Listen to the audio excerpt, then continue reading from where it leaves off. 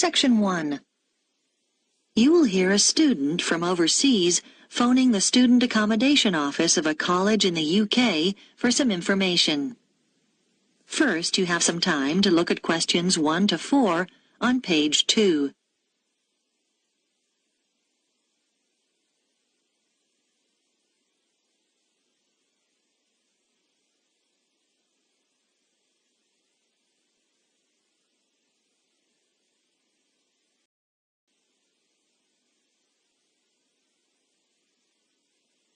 You will see that there is an example that has been done for you.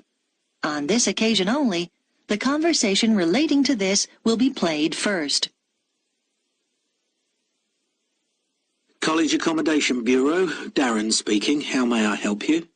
Oh, good morning. I'm starting at the college in September, and I need to find some accommodation. Right. Well, there are various options. The first one is to stay in college accommodation. That'd be a single room. The first type of accommodation is a single room in the college, so single room has been written in the space. Now we shall begin. You should answer the questions as you listen, because you will not hear the recording a second time. Listen carefully and answer questions 1 to 4. College Accommodation Bureau, Darren speaking. How may I help you? Oh, good morning. I'm starting at the college in September, and I need to find some accommodation. Right. Well, there are various options. The first one is to stay in college accommodation. That'd be a single room. How much would that cost? Well, it depends. For a standard room, you're looking at £3,276 for the year. That's just for a room with wash basin. Or £3,834 if you want an ensuite. That's with your own small bathroom. I see. That's more than I expected. It does include heating. That's quite a saving because energy costs can be high, especially in winter. Does it include meals as well? No. All our rooms are self-catering now. There's a shared kitchen on each corridor where you can cook if you want to, or there are plenty of places to eat out on campus. Okay, and you said that's the price for the whole year? Well, you pay annually, but actually it's for 36 weeks. It doesn't include holidays. You have to vacate the room then. Oh, I'd need somewhere to stay in the holidays. I can't afford to go home. The flights are too expensive. Well, there is another option. Several families who either work at the college or have children studying here offer visiting students a room in their homes. Oh? We call this arrangement Home Welcome, and we've still got a few places left at the moment. You pay £150 per week, and that includes breakfast, a packed lunch, and dinner, as well as heating. Is there a contract? Do you have to stay for the whole year? No, it's flexible. It sounds really good, but I'm not sure. I really want to be a little more independent. Before you hear the rest of the conversation, you have some time to look at questions 5 to 10 on page 2.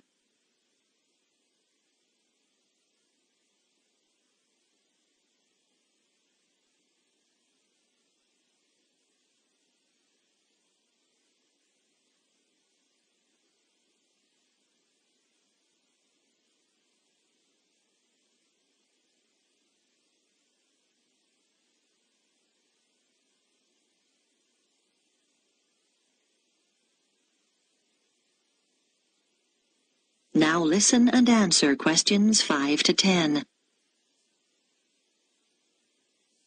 What about finding somewhere to live off campus? Yes, you can rent a property in town privately. You might want to rent a room in a shared house. You'd have a room of your own and share the kitchen and bathroom with other students. What about if I don't want to share? You can get what we call a studio. They're often quite small, but they'll have everything you need. Right. How much would those two options cost? Well, prices vary depending on which part of town the property's in. Generally speaking, the cheapest is around £275 a month for each student.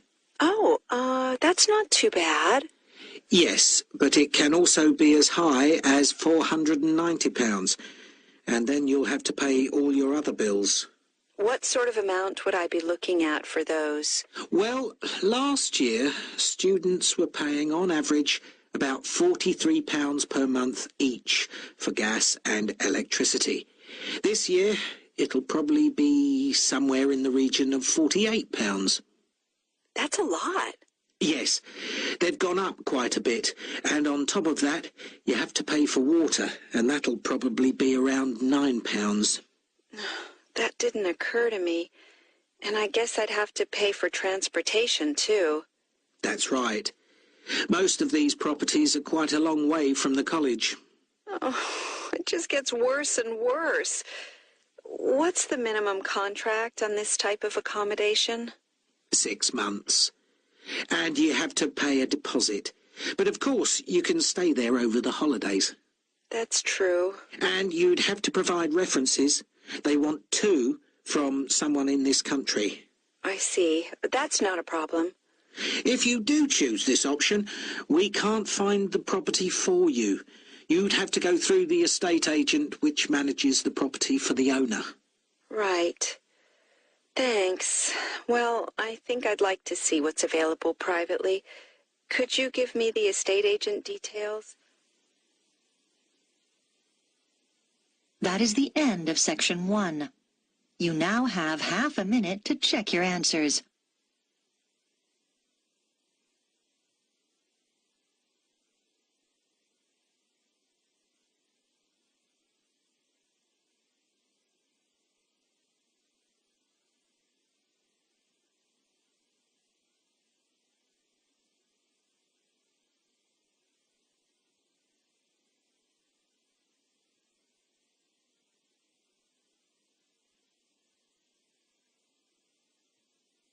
Now turn to section 2 on page 3. Section 2. You will hear an audio guide introducing visitors to a museum. First, you have some time to look at questions 11 to 15 on page 3.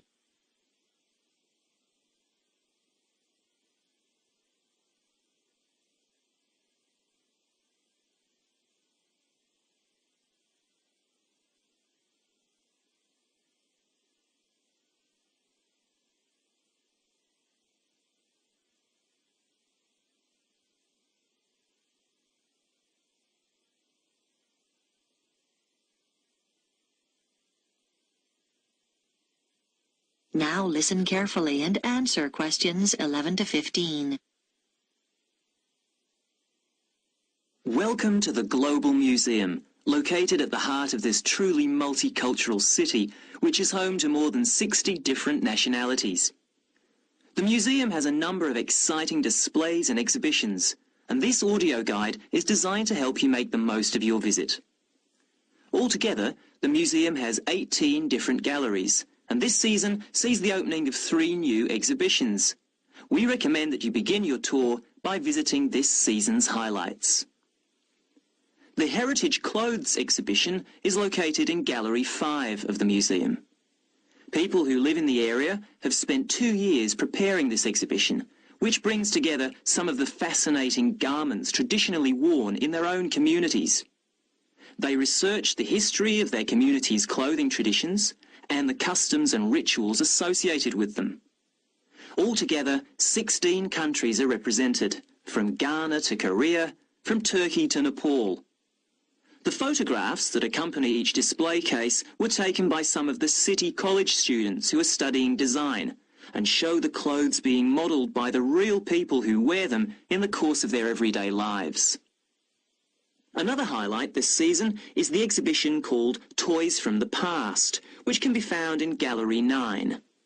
This exhibition, which will appeal to people of all ages, is on tour throughout the country and will be here for 10 weeks only.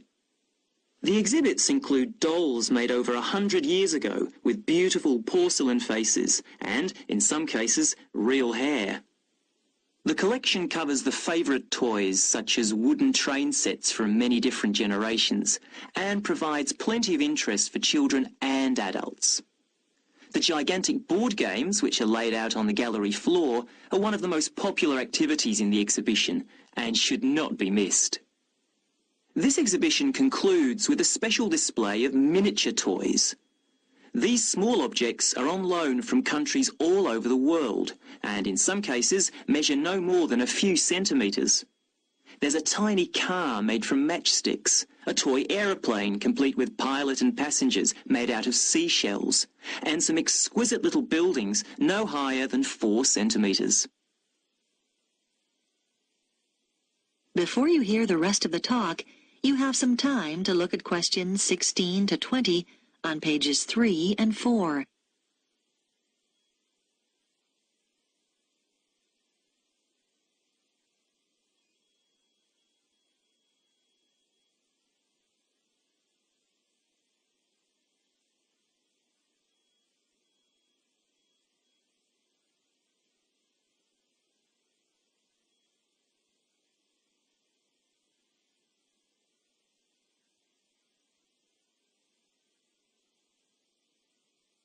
Now listen and answer questions 16 to 20. The final gallery highlight of the season is the Biscuit Gallery at number 15.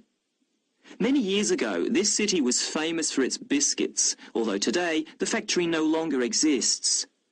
Did you know, for example, that before biscuits were packed in paper or cardboard boxes, biscuit tins were fashion items?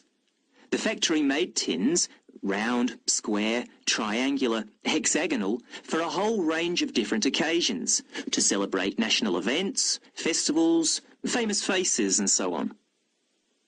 One fascinating display deals with people's favourite biscuits. There are sweet biscuits and savoury ones, biscuits filled with jam and biscuits filled with currants, biscuits with pink, yellow and white sugar icing, or coloured sugar flowers.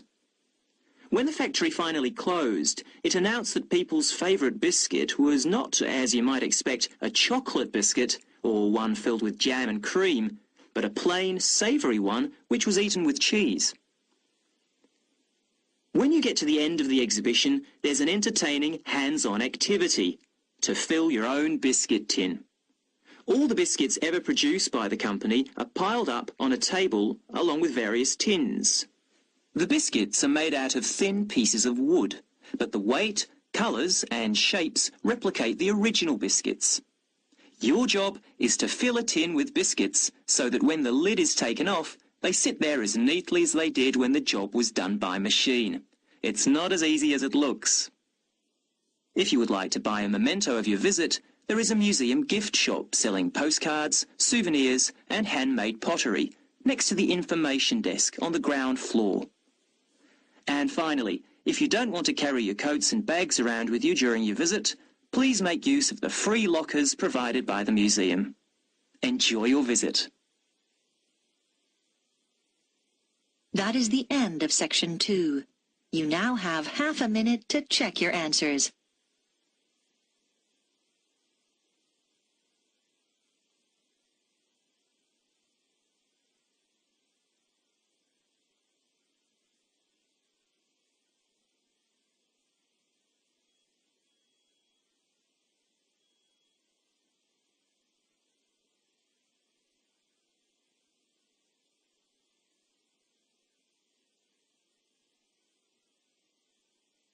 Now turn to section 3 on page 5. Section 3. You will hear a discussion between a student called Helen and her tutor about an assignment that Helen is working on. First, you have some time to look at questions 21 to 24 on page 5.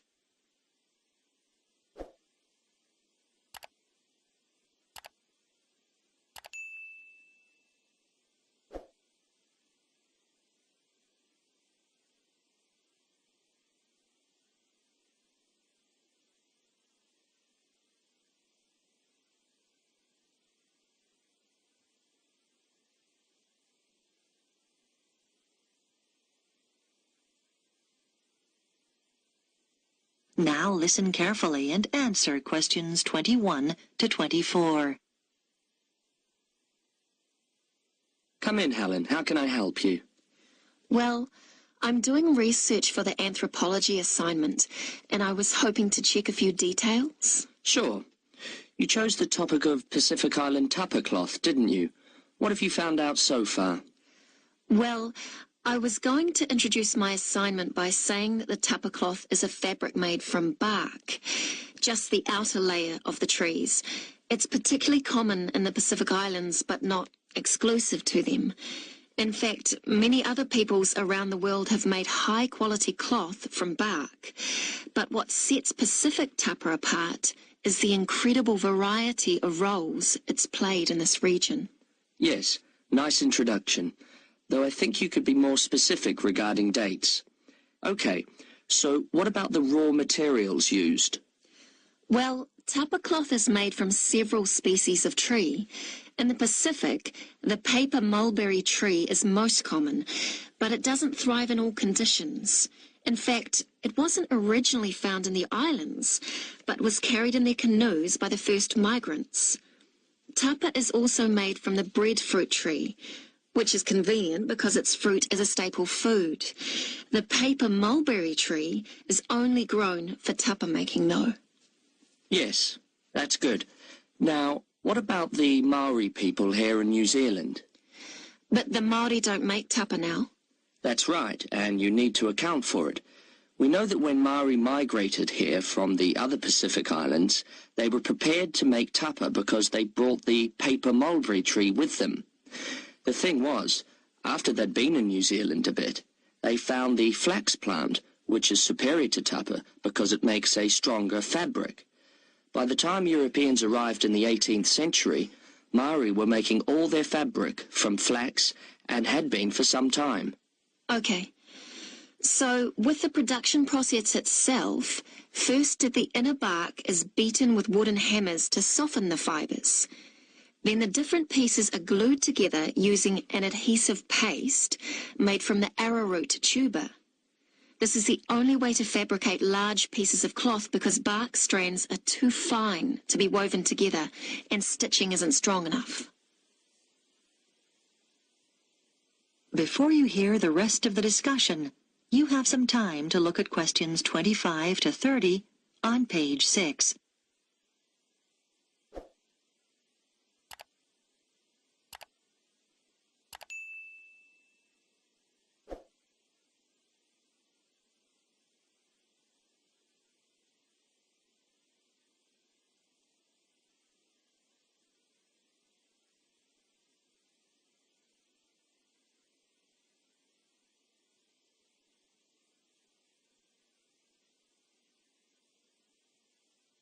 Now listen and answer questions 25 to 30.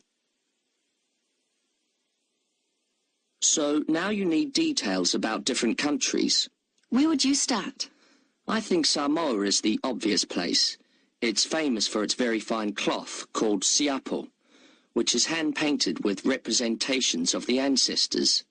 Still today, at the most profound events in life, such as births, funerals, weddings, and the investiture of chiefs, Samoans wear siapo robes to add significance and meaning to the ceremony. Okay, then I could talk about Tonga. It seems to me that the great innovation in Tonga has been developing a simple, coarse cloth which is quick and easy to make. This is suitable for all sorts of everyday functions around the house like bed covers, mosquito nets and curtains. Good point. Now, what about Cook Islands tapa? Well, the soil there is poor quality, so the breadfruit tree is often used. One type of thick cloth called tikoru was wrapped around the poles and used to mark the entrances to places of worship, so it was highly regarded in local culture. You might mention Fiji as well, which is interesting because tapa was actually used as a currency there. Fijians used to sail between the islands and exchange tapa for other commodities like canoes or pigs. I know that in Tahiti the tapa cloth is different because the patterns are in colour, which is considered more valuable than the usual brown patterns. You're right about the Tahitians using coloured pigments, but they aren't more valuable. The colours are only a decoration. People enjoy wearing bright robes, especially for dancing and competitive games, and do it just for fun. Oh, I'll make a note of that.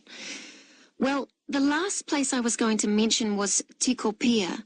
Even today, it's commonplace to see people wearing clothes made of tapa cloth. In many of the other islands, the tapa only comes out on special occasions. But here, you see people working in the gardens wearing tapa. Sounds promising, Helen. I'll look forward to reading your assignment. That is the end of Section 3. You now have half a minute to check your answers.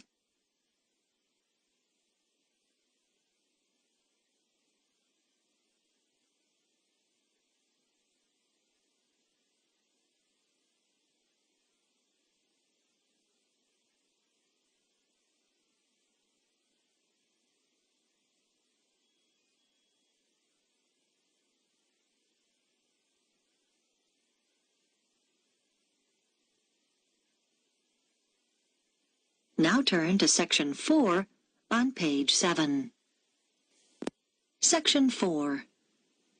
You will hear part of a talk about research into learner persistence given by a university lecturer to her colleagues. First, you have some time to look at questions 31 to 40 on pages 7 and 8.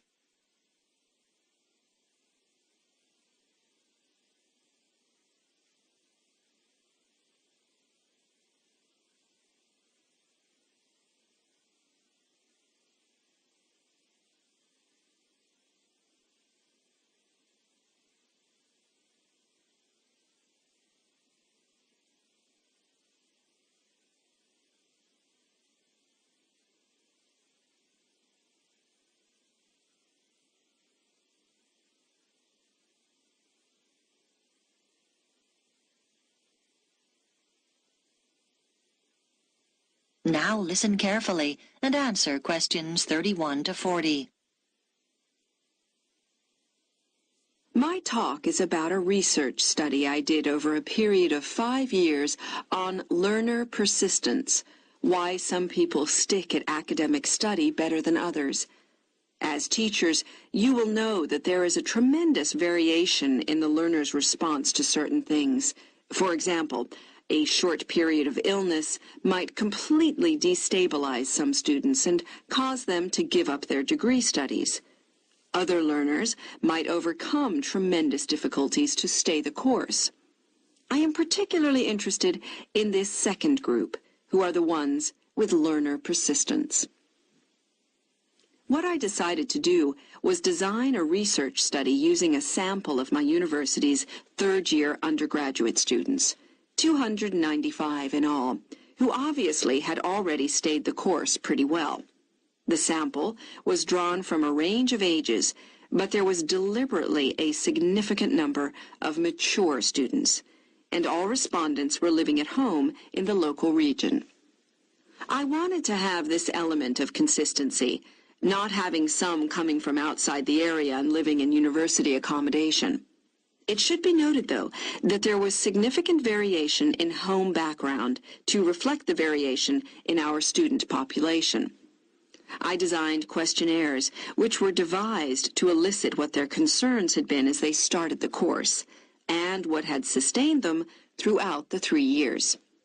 Findings from the first section indicated that their worries when they started varied from financial concerns, though this had not been as strong as I expected, to career prospects. But mature students with children tended to emphasize uncertainties about their relationship with them.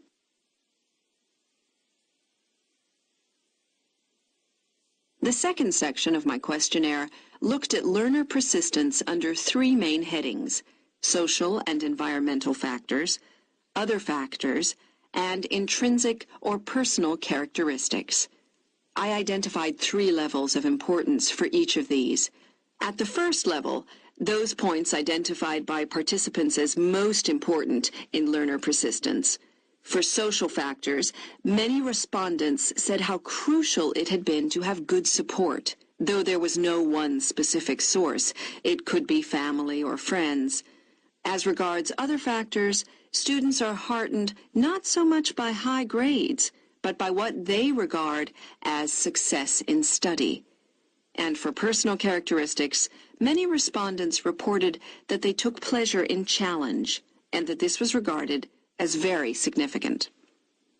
At the second level of importance, in the first category, a sizable percentage talked about the fact that they had enjoyed themselves in school as an important social factor. In the second column, other factors, a number of people said that what was of most importance was decent health. This had a fairly strong influence on their persistence in their studies. And then, under the heading of personal characteristics, there were quite a large percentage of respondents who mentioned they felt it was important to have lots of interests in their everyday lives. This gave them a depth and sense of perspective, which less persistent learners might lack. And then, on to the third level. Under social factors, several respondents talked about good relationships with their tutors. For other factors, they mentioned lack or absence of any problems in their families. And finally, under column 3, they identified an ability to juggle several roles, what we might call their capacity for multitasking. Now, these findings obviously helped inform the design of activities, as I mentioned. But in addition, a number of further recommendations emerged. Firstly, I propose that the department distributes questionnaires to first-year students to help get an idea of their maturity when starting the course. This is really our overriding concern. Secondly, I recommend we look into ways of offering induction courses for some selected students to allow them to take on the role of advisors. We think they are the best people to act in that role. This policy will make support much more accessible to our students. Thirdly, this help is often most needed in the evening and night when offices are closed, and so we should set up online services instead of the more traditional telephone services. Research has shown that these services are actually more accessible to the majority of students. And finally, it is often important to be proactive. If students are not meeting deadlines, then someone should contact them rather than wait for them to come to us. Now, are there any questions about the points? That is the end of section 4. You now have half a minute to check your answers.